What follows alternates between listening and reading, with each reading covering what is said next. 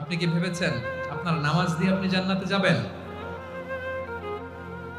আপনি তাহাজ্জুদ গুজার, সেজদা দিতে দিতে কপালে দাগ ফেলেছেন, এটা আপনারা জান্নাতে নেবে না?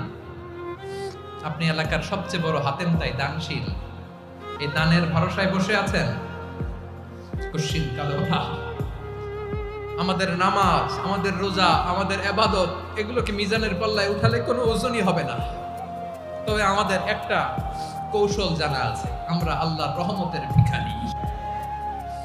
আমরা সেদিন আগেই গুনার স্বীকৃতি দিয়ে দেব। আমরা বলবো, আল্লাহ তুমি প্রশ্ন করার আগে তোমার একটা কথা বলি, আমারে কিছু জিজ্ঞেস করো না, আমি সব করেছি। এমন কোন পাপ নাই যে পাপ আমারে দিয়ে হয় নাই। তোমার রহমত দিয়ে তুমি জান্নাতে পাঠাবা, তোমার দয়ায় জান্নাতে যেতে চাই, আমল দিয়ে না। পারবেন বলতে? কিয়ামতের দিন আমরা বলবো, আল্লাহ আমার আমল দিয়ে জান্নাত চাই না, আমি তোমার দয়া দিয়ে জান্নাত চাই। তোমার দয়া ছাড়া আমার কোনো উপায় নাই।